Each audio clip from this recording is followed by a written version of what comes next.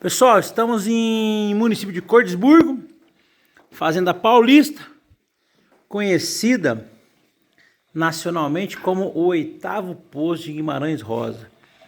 Mas antes de falar de Guimarães Rosa, deixa eu falar desse caboclo aqui, ó. Esse aqui é o André, famoso André Zum Zum, idealizador, organizador do Caminho de Rosa e o nosso anfitrião já pela segunda noite. Aproveitei que nós estamos sem energia na fazenda. Papai tá ali. Hey, negão! A Aninha tá ali. Então aproveitando aqui que lá fora deve estar aí na casa de 10 graus para baixo. Tá não, só tá bom. Tá bom, tá? Tá quente. Estamos aqui com o fogão de lenha, típico mineiro. O André hoje tá fazendo um risoto para nós de carne de sol. E nós estávamos conversando, falando sobre a região, sobre as coisas, tudo. E uma coisa que não dá para deixar de falar, pessoal, é sobre Guimarães Rosa. Por quê? Nós saímos a cavalo, vindo para essa região e começamos a ver várias plaquinhas ao longo da estrada, né? Caminhos de Rosa, plaquinha doação de tal pessoa, tal. Mas nós sabíamos que o destino ia nos trazer na casa do idealizador do Caminho de Rosa, um apaixonado por esporte, por natureza, pelo jeito simples de viver, um mineiro autêntico, que essa expedição que nós chamamos de Coração do Brasil nos presenteou, né, com a honra de estar aqui hoje. Aí, ó, o negão não está acostumado com um frio, ficou muito tempo Tocantins, ó, até gripou. Hoje quando nós acordamos fazendo 6 graus. Mas enfim, vou parar de falar e vou deixar o nosso anfitrião falar. Andrezão, apresenta você, apresenta a sua ideia, apresenta a sua casa, apresenta um pouco da sua história pro meu povo não, pro nosso povo aqui. Não, cara, eu sou o André aí, né, galera me chama de Zum Zum também, de boa. A gente começou isso aí, né, primeiro baseado aí quando a gente descobriu que Guimarães Rosa dormiu aqui, aí eu fiquei curioso com a ideia e tal, e aí a gente começou a correr atrás.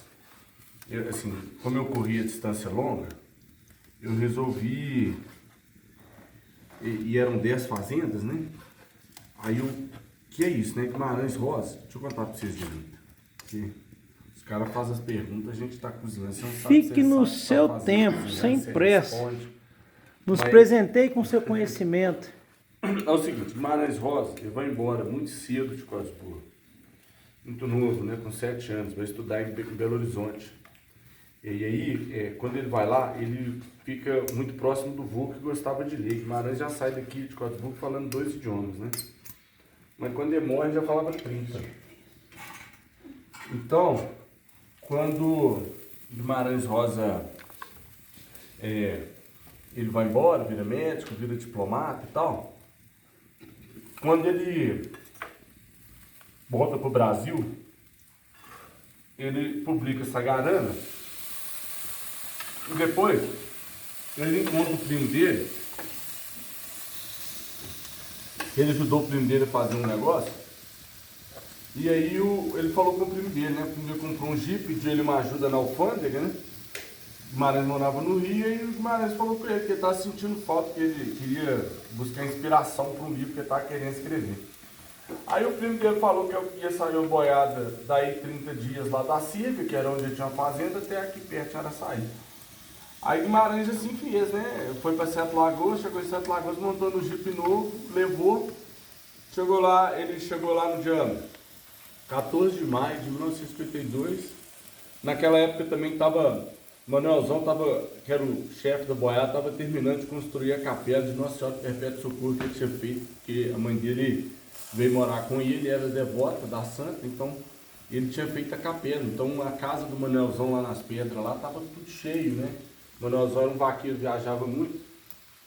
E aí, quando o Guimarães fica lá anotando tudo, né? Então, assim, a inspiração do Miguelinho vindo ali, né? Riobaldo fala que também é baseado no Manuelzão, você tem conta Miguelinho, Manuelzão, enfim, você tem um monte de coisa. E aí, quando no dia 18, o Guimarães Rosa começa a viagem acompanhando com os vaqueiros, os bois, numa viagem de 10 dias, e foi dormindo cada noite numa fazenda, e anotando, e perguntando, e os vaqueiros falam que ele era chato demais, eu imagino que devia ser mesmo, você tá lá de boa, cavalgando, Igual eu falando. Aí o cara surta mesmo. E aí, quando em 1956 ele publica o que seriam as duas principais obras dele, né? Corpo de Baile e Grande Sertão Veredas. Acontece que Grande Sertão, quando virou o século, né, em 2000, foi feito um trabalho aí, uma pesquisa das 100 melhores obras do mundo, né? E Grande Sertão foi a única representante brasileira lá, aparecendo entre as 10 primeiras. Então, assim, o livro ganhou uma notoriedade muito grande. Enfim, e aí, Guimarães vira essa figura, né? E, assim, além disso, assim, é uma história muito longa, mas a vida dele com Araci, tudo que eles passam na guerra, as escolhas que ele fazem na vida, vai fazendo essa misticidade ali, que você não sabe onde é a vida do cara, o que é real e o que é imaginário. Porque ele escreve o livro baseado numa experiência, tem um monte de coisa de imaginário, quando você vai ver tem a ver com o hábito de vida dele. Então cria-se ali em torno da principal literatura brasileira todo um misticismo que o pessoal da academia adora. Então, assim, todo mundo fica assim querendo entender, saber por quê, buscando os lugares que ele foi, buscando os lugares que ele fala na obra. Então você começa a ver assim, um monte, assim, você acha que eu sei o que está fazendo, não, então a galera, todo mundo está pesquisando, todo mundo fica curioso, porque o real e o imaginário se misturam o tempo inteiro. Enfim, é isso. Então, quando eu fui descobrindo isso que eu estou contando para vocês, eu fui querendo saber também, né? É isso, entendeu? É isso, sou curioso, corri, descobri que as distâncias das 10 fazendas eram 250 quilômetros, falei, nós dá uma corrida. Aí foi isso, aí comecei assim, com as 10 fazendas. Aí achei elas em 2014, na Copa do Mundo. Eu falei, vai estar todo mundo em casa vendo o jogo, se eu errar o caminho, eu acho uma casa, vai ter gente vendo o jogo, né? Que a Copa é do Mundo no Brasil, então ia ter jogo o dia inteiro. Todo mundo ia ficar, que o brasileiro que não vai ver jogo na roça. Bom, fiquei 30 dias. Aí começou a corrida, era uma prova de corrida a pé. Esse ano é 12 anos. Aí no outro ano começou de bike, eu nunca tinha pedalado na minha vida, não. Aí fiz a de bike também. Enfim, quando foi em 2019, antes da pandemia, eram 700 pessoas de 23 estados e 7 países. Cara, quase não tinha hotel não, rapaz. A gente dormiu 300 pessoas na casa de morador. Criou um projeto hospedarias, uma loucura. Foi massa demais. No outro dia tava todo mundo morador, porque você ficava próximo do morador, então na hora que você ia correr, o morador queria te prestigiar, né? Então você chegava lá, tava cheio de morador, com gente hospedada, torcendo, a cidade se envolveu, foi massa demais. Mas enfim, veio a pandemia, uma confusão danada, a gente acabou indo para Paropeba, por conta do FONA, unidade florestal, conversa com coisas da preservação, um lugar bem legal, a questão do hotel também. E é isso. Aí, quando veio a pandemia, eu fiquei sabendo do conceito do Museu de Território. Uma amiga minha me falou que a tia dela tinha feito o Museu do Carlos Drummond de Andrade, e ela, na hora que a Lene comentou com a tia dela, que até agradecer, ela e o Zé Arnaldo, quando a Lene comentou, a tia dela falou assim, ó, isso aí dá um museu também. Aí, depois do intervalo, cadê o prato para nós? Aqui é sem corte, fica à vontade. Sem corte, sem edição, na íntegra. Quem acompanha a gente sabe que aqui é a vida real, não tem... História depois do intervalo. Os nossos patrocinadores. A gente queria... Meus patrocinadores é o André Zunzun, Vital, tá aí... que tá nos recebendo nos aguentar. Isso aqui, não, Vital é vital para expedição.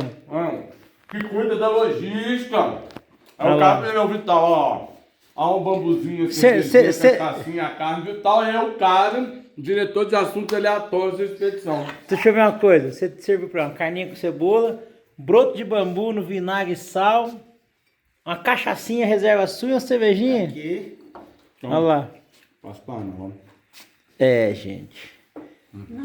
O hominho lá de cima trabalha diferente, viu? Olha lá a carinha dela. Tô aqui só escutando a história. Não, o melhor da viagem é as histórias. Fora de série. Olha o serviço. Ô Vital, vou pôr outro ali, tá? Só pra gente ficar com raiva. Maravilha. Deixa eu ver. Deixa eu dar uma cafona. Broto de bambu, galera. Amor, experimenta. Isso eu quero pra... É fantástico.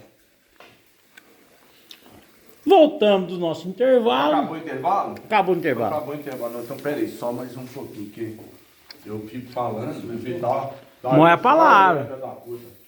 Viu que delícia, carninho? Não, então, você, pô, parabéns Ele aí não faz no meio do pela caminho. prestação aí, Vital é isso. Vital é esse cara que faz isso no meio da cavalgada, ó. Aí, ó. Não, Vital é Vital pra viagem. É Vital pra viagem. Não, e aproveitando o seguinte, que privilégio que você tem. Pensa, eu ficar 5 meses na estrada viajando com meu pai. Você até doido. Onde que a gente parou? Nós paramos em algum ponto da história que você estava falando sobre o Guimarães Rosa, depois quando ele saiu e fugiu. Ah, então o Guimarães vai misturando a vida dele, né? Ah, tava falando do Museu de Território. Aí, a Lene, conversei com a tia dela. Então, quando veio a pandemia, eu comecei, conversava com ela direto via internet, né, cara? Ela super empolgada com essas coisas do Guimarães Rosa, e eu fui me empolgando, fui lendo mais e tal. E a gente trocando um monte de figurinhas sobre isso, porque ela tinha feito lá no do Carlos Drummond de Andrade em Itabira, mas o do Carlos Drummond era numa praça, é dentro da cidade, na casa, na janela que ele relata, na poesia dele. E o Caminho de Rosa não, né, cara? Na época eu tinha uma prévia do caminho, era 1.200 quilômetros. Então, assim, não é uma cidade, entendeu? São 1.200 quilômetros de terra. Loucura, né? Enfim. Aí eu ficava assim, ó, eu gastei um mês para fazer 300 quilômetros. Se tá faltando 900, no mesmo ritmo, no lugar que é pior, eu vou gastar uns 3 meses. Eu falei, puta merda, quando que eu vou ter tempo para isso? Uma hora eu vou fazer. Aí, bom, fui conversando com a tia da Aline, fui estudando, aí a gente foi conversando, aí ela falou para eu entrar no site do governo do museu lá.br, que não é isso, mas é quase isso. Aí comecei a preencher os dados do museu lá e tal. Aí na hora que eu cadastrei tudo, tinha lá assim, enviar plano diretor. Falei, diabo, como é que faz? Aí fui ler os planos diretor dos museus que eu achei na internet, Museu Nacional do Rio de Janeiro. O negócio tinha 140 páginas, cara. Fui ler um outro de 100 páginas. Falei, puta merda, se eu for escrever o meu nesse ritmo aí, vai ser só em 2030. Olha o tanto de coisa. Aí, bom, aí liguei para Dandara, com 2 pessoas de Secretaria de Cultura. Falei, Dandara, eu não vou dar conta. Aí eu fiz um curso do Ministério da Cultura, de plano diretor de museu, como fazer. Aí falei, cara, eu não vou dar conta de fazer isso, né? Ela falou, não, faz o que você acha que tem que ser feito. Aí eu fiz um de 14 páginas, que eu achei que era mais fácil de ler, né? Como é que você vai ler um plano diretor de um negócio de 120 páginas, rapaz? Você cansa na 10ª, isso aí é bíblia, rapaz. Então, eu acho que tinha que ser até pelo que eu estudei, eu queria que fosse uma coisa sucinta, prática, fácil de ler. Aí ela adorou também, ótimo, aí beleza. Aí, falei assim, agora é a próxima etapa, né? Aí tinha que ter um RT, eu falei, não vou gastar dinheiro com isso, eu não tenho dinheiro nem para pagar no meio da pandemia, eu vou gastar dinheiro com o resultado técnico do museu. Pô, parei, não vou fazer mais não.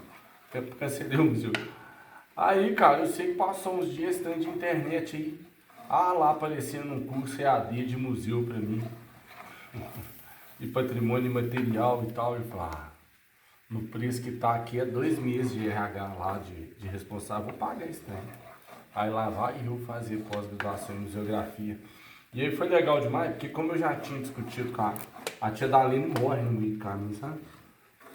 Eita. Aí como eu já vinha conversando com ela, na hora que eu fui fazendo a pós, ia lendo material e participando, eu já fui escrevendo como que eu queria o museu, entendeu? E aí, quando eu terminei a pós, na hora que eu fui escrever o TCC, nada mais era do que o museu pronto, funcionando, né? Porque eu fiquei fazendo a pós e fazendo. Aí a pessoa falou, isso dá um museu. Eu falei, não, professor, isso é um museu pronto já, ele tá nascendo hoje. Aí, bom, isso foi em março. Quando foi em abril, rapaz, o pessoal da Globo queria vir aqui filmar uma matéria. Eles não falam o que é, não. Mas eu sei que a dificuldade que é pra arrumar esses trem, porque dá trabalho demais, então eu sempre ajudo. Aí eles vieram aqui, aí chegou aqui, tinha o Paulinho, na época eu não conhecia ninguém, né? Paulinho, Carinho, o pessoal também foi legal demais, foi muito massa aqueles dias, foi da matéria, me agradecer eles antes de tudo, que acabamos nos tornando amigos. Então eles vieram, aí eles chegaram aqui às 10 horas. Aí o pessoal foi tirar o equipamento assim, né? Aí eles sentaram aqui na cozinha, nas 10h15, eu falei, ó, até vocês sabem que esse equipamento do carro é 45 minutos, 1 hora, porque sempre foi. Aí já vai dar 11 horas. Eu falei, ó, vamos fazer um rango aqui, que enquanto eles vão tirando o equipamento lá, a gente almoça 11 horas e já vai filmar, porque aí não precisa voltar. Aí nesse intervalo aí, rapaz, o Paulinho ficou igual você aí, perguntando pra mim as coisas. Aí o Paulinho foi lá, perguntou se o telefone funcionava melhor, eu apontei lá e foi lá, voltou. As meninas, que foi, as meninas falaram assim, ih, deu ruim. Aí eu não entendi, não pensei em ninguém. Bom, passou os minutos, o Paulinho voltou e falou assim, ó, nós não vamos fazer essa matéria mais do jeito que vai ser, não, nós estamos querendo fazer a matéria do seu projeto e da sua história, assim. Aí eu falei, uai, mas aí não, é porque eu não tenho como mapear o resto da história, não. Vocês não precisam se preocupar em fazer matéria pra mim, não, porque essa toada aí eu não quero, não, porque eu não tenho dinheiro. Como é que eu vou ficar 3 meses viajando pra achar o caminho pra fazer esse negócio vai dar maior trampo, rapaz. Preciso fazer matéria, não vai gravar seus trem, me deixa quieto aqui. Aí ele pegou e falou, não, e tal, a gente queria que você ajudasse a gente e tal. Eu falei, ó, para fazer os 300 quilômetros que eu já faço todo ano aí, ó, em 2027 eu lanço. Mas 2026, que era o prazo que eu dei para eles. Mas eu queria lançar esse ano, na 10ª edição. Aí, quando eu dei esse prazo para ele, aí ele falou, não, pode ser, você quer lançar em 2026, a gente faz a matéria e fala para lançar. Eu falei, então tá bom, então, pode fazer. Aí nós paramos, o pessoal guardou, até veio com os equipamentos, mas não foi filmar lá fora mais não. Começaram a iluminar, nós começamos a escrever o programa, porque o programa foi escrito nessa mesa aí, ó. 2 programas. Tinha muitos anos que o Globo Repórter não fazia 2 programas do mesmo assunto. Mas aí naquela época foi correria, né? Porque na hora que eles iam falar do Parque Grande Sertão e tudo, né? Que a gente foi fazer a matéria, Peruaçu, eu tinha que avisar pro povo. Lá de cima, né? Eu tinha que achar o caminho, eu tinha que fazer alguma coisa. Aí eu sei que eu tava apertado, cara. Eu acabei fazendo boa parte do caminho a pé também. Enfim, eu fiquei 60 dias viajando. Foi bom. Voltei em cima da Caminhos de Rosa, cara. Voltei dia 28 de julho. Enfim. Aí eu falei, agora eu vou ter que tirar o Museu do Papel, né? Organizei a Caminhos de Rosa, tirei uns dias de descanso. Acho que eu viajei naquela época também. Aí fiquei uns 30 dias viajando depois para dar uma esparecida na cabeça. E aí, enfim, aí eu voltei e comecei a escrever o negócio, né, cara? Foi em dezembro daquele ano que eu escrevi o projeto do museu. Mas ele foi aprovado em abril. Enfim, aí é isso aí, a gente está nessa peleja de tirar o museu do papel agora. Bacana demais. E me fala uma coisa. Aqui Só na... uma, tá? Ah, só uma? Você fala. Ué, eu fiz uma pergunta, você falou 10 minutos, imagina se fizer 2. Mas agora você já falou mais uma, então é uma e vai ter intervalo. A Fazenda Paulista é da sua família há 25 anos, tu comentou comigo. Uns 25, 26, 99, 2000 aí. Vocês sabiam que essa fazenda fazia parte? Nada, menino, nem sabia quem que era Guimarães Rosa. Porra nenhuma. Na época eu tinha 15 para 16 anos, porra louca. Sabia Maravilha. nada. Eu só via o que acontecia, que foi chamando um pouco a atenção, é porque como na época, quando a gente comprou, a dona Antonieta, ela é viva, né? Acho que a dona Antonieta ainda, se ela não morreu recente, ela ainda é viva, mas ela tem Alzheimer, tá de cama, já meio que em estado vegetativo, enfim. Mas na época, quando comprou, a dona Antonieta era ativa, né, cara?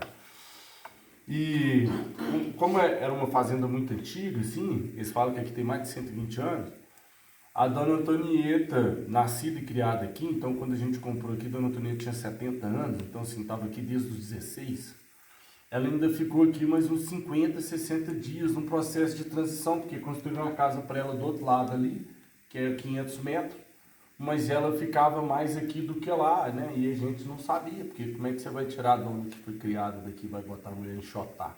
Não dá, né, cara? Então ela ficava assim, ela vinha dormir aqui e acordava 4 horas da manhã, ia, arredava móvel, mexia a cozinha, e ficava que trem, nós fingindo que não estava acontecendo nada. E foi até que ela foi para a casa do lado, e depois ela acabou descendo e foi para a cidade. Mas enfim, por conta da dona Antonieta, E como a gente nunca importou com essas coisas, o pessoal sempre vinha entrevistá-lo aqui. Então a gente começou a entender que esse cara devia ser importante, né? Porque pelo menos umas 4 vezes por ano vinha gente aqui entrevistada da Antonieta. Aí você começa a querer saber, né? Quem que é esse cara que todo mundo vem falar. O que eu acho interessante, porque assim,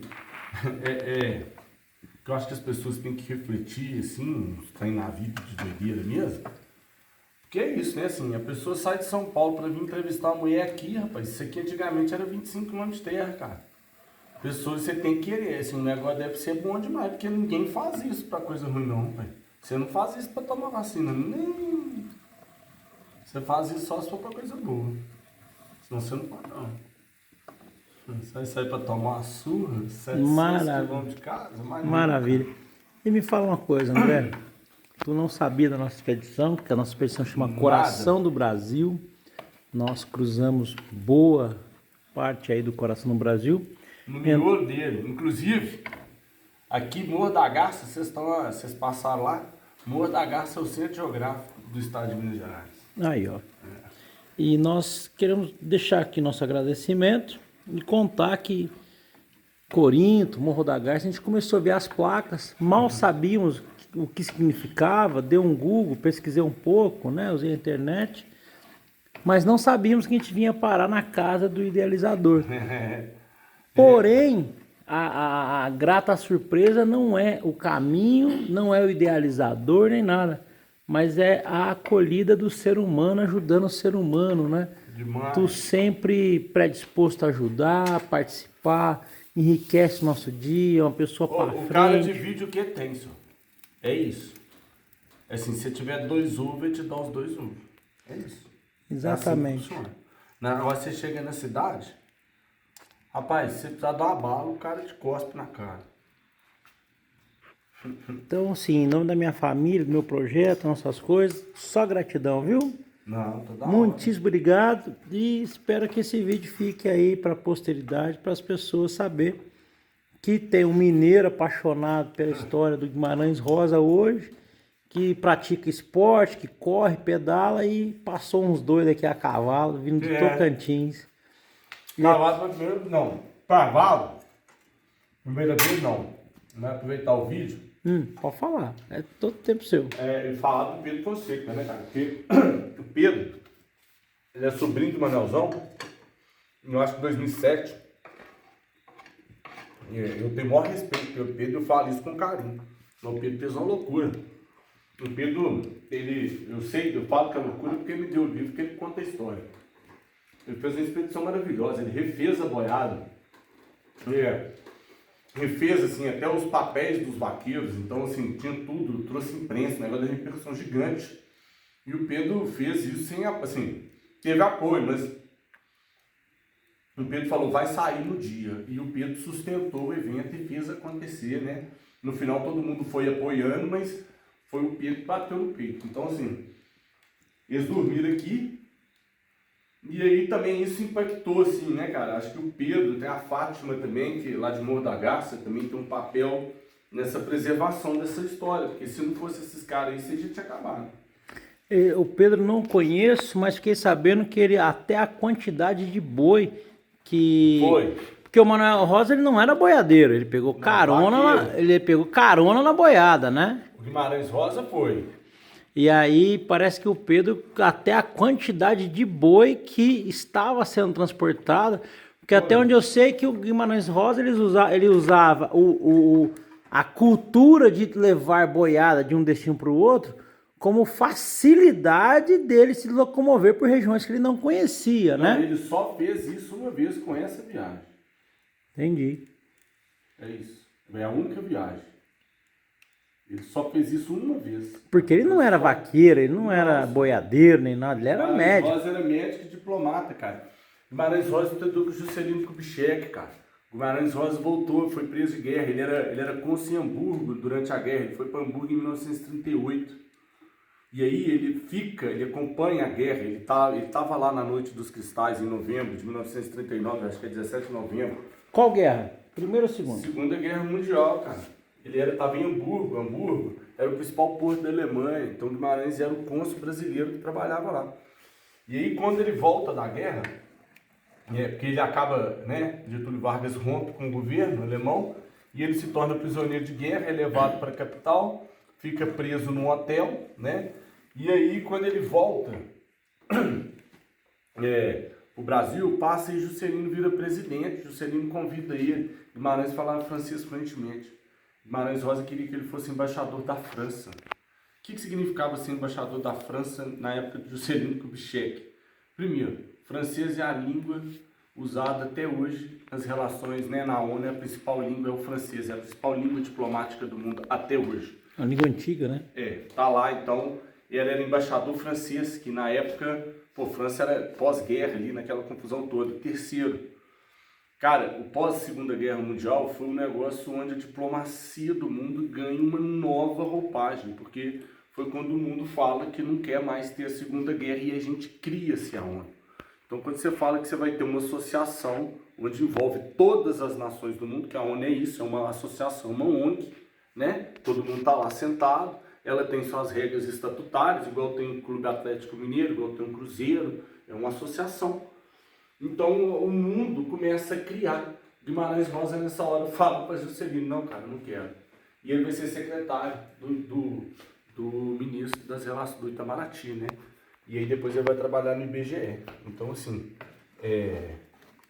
Guimarães era foda pra caralho. Falava 30 e burdoado de idioma, assim. Falava um, sabia gramática de outro, sabia de não sei o que de outro, mas que ele entendia 34 idiomas era isso. E tu? Eu? Português eu sou reprovado desde quando eu estudo, menino, eu tomo recuperação em português e o trem não anda, entendeu? É isso, essa bosta. Mas é isso aí. Meu irmão, grande gratidão, viu? Muitíssimo obrigado. E, gente, nós vamos ficando aqui com arrozinho. Vai ser um risoto, carne de sol. Tá aqui o negão, gratidão. Olha lá, a Aninha. Parece coincidência ou não, mas ó, estamos sem energia elétrica. Quem assistiu o vídeo aí de 50 minutos com o seu Pedro Branco do Irani, contando um pouco da época do tropismo, da época da buscar o sal em pedra e tudo mais, coincidiu que estava sem energia. A gente aproveitou que está sem energia, o André está cozinhando, para contar essa história, esse relato onde nós estamos transitando. Mal sabíamos que ia ter essa experiência por aqui. Só gratidão. Muitíssimo obrigado. Tchau para vocês.